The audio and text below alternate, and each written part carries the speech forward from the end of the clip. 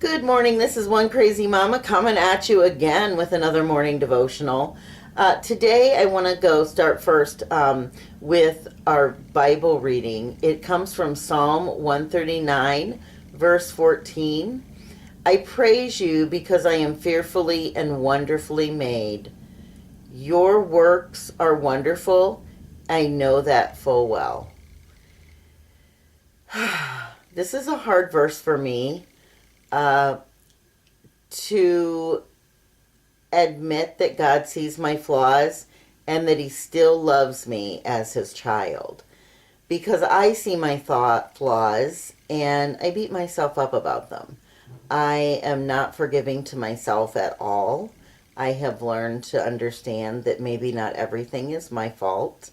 And this is all a journey that I'm taking through my depression. And this is where I really feel that God has led me to this spot, that I cannot continue on in the plan that he has for me until I can admit that I am fearfully and wonderfully made.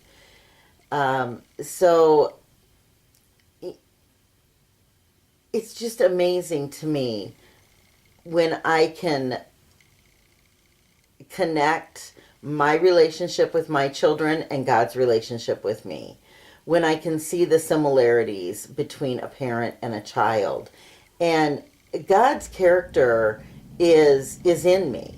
God's character's in me, just like our children can inherit our traits, and that doesn't even, I'm not even talking about genes. They can inherit simple like for a certain sports team, or a habit that you have, or a like for a certain food that you like, and so you make it often, and they develop a like for that food as well. So these are all things that if those traits can be carried on in your child, why would God's traits not be able to be carried on into us? We are made in his image, and so therefore there is good in us. Why would God's good not be able to be in us? And I want to relate just a little experience that I had. I had taken a Bible study, and I think it might have been last year it might have been a Lenten Bible study. And we were asked to each read all of these different, there were just a whole lot of different verses, and this was one of them. There were other ones that talked about being a masterpiece, and one of the things that we were asked to do was to take from all of these verses that we read one word or one phrase that stood out to us especially strongly. And the one that stood out to me the most was masterpiece, that I was a masterpiece in God's hands. And so I had written that, and we were supposed to write it on a card, stick it on our Bible, stick it on our mirror, stick it in our car, wherever, stick it somewhere where we would be reminded of this. And I had stuck it in my Bible. I had pulled it out on several occasions, just different times. And in September, when I had gone into Flower Hospital for my depression, I had gotten up early one morning, and there weren't a lot of people up early. And I got up early and was kind of alone, and I went and got my Bible, and I got it out. And as soon as I sat down at the table and sat it down, this paper floated out of it. And it was that index card that I had written masterpiece on.